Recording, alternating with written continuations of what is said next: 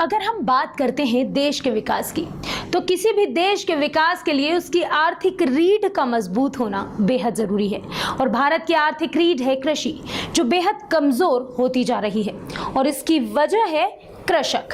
जब तक हमारे देश का कृषक यानी कि किसान ही कमजोर है, तब तक देश का विकास अधूरा ही रहेगा।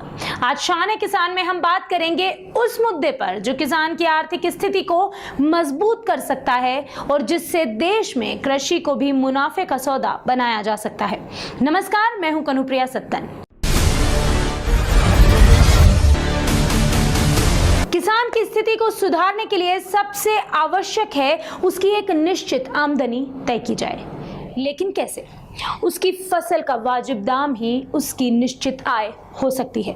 इसलिए बेहद जरूरी है कि किसान को उसकी फसल का उचित मूल्य दिया जाए। हमारे देश का हर तबका किसान के विकास और उसकी उन्नति की कामना करता है।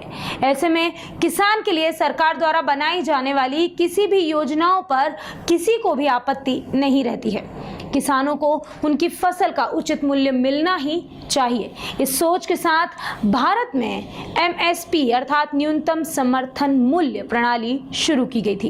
हालांकि शुरुआत में गेहूं और धान सहित सिर्फ 2 फसलों के लिए यह व्यवस्था शुरू की गई, लेकिन लगभग 25 फसलों के एमएसपी तय किए जा चुके हैं। इस व्यवस्था में खेती की लागत के आधार पर न्यूनतम समर्थन मूल्य का आकलन किया जाता है।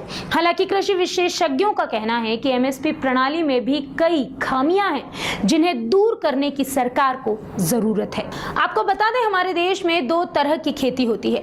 एक जो बारिश पर आधारित होती है, तो वहीं दूसरी जो सिंचाई पर आधारित होती है। ऐसे में कृषि जो कि सिंचाई आधारित है, उसकी लागत अधिक होती है और उन्हें एमएसपी से कोई फायदा नहीं मिल पाता, क्योंकि समर्थन मूल्य से अधिक तो उनकी लागत ही होती है।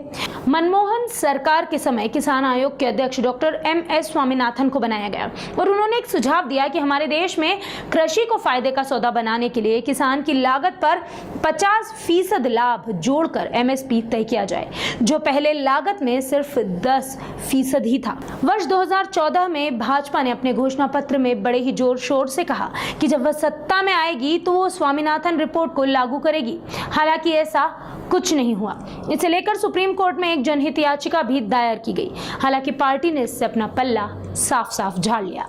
इसके अलावा किसानों की एक बड़ी समस्या यह है कि एमएसपी घोषित तो हो गई, लेकिन उसको खरीदने की व्यवस्था सुनिश्चित नहीं की गई है, जिससे किसान बेहद परेशान है। पंजाब, हरियाणा, पूर्वी और उत्तरी राजस्थान, आंध्र प्रदेश, मध्य प्रदेश और पश्चिमी उत्तर प्रदेश में तो सरकार एमएसपी पर फसल खरीद भी रही है और अन्य राज्यों में तो ऐसी कोई व्यवस्थाएं ही नहीं है।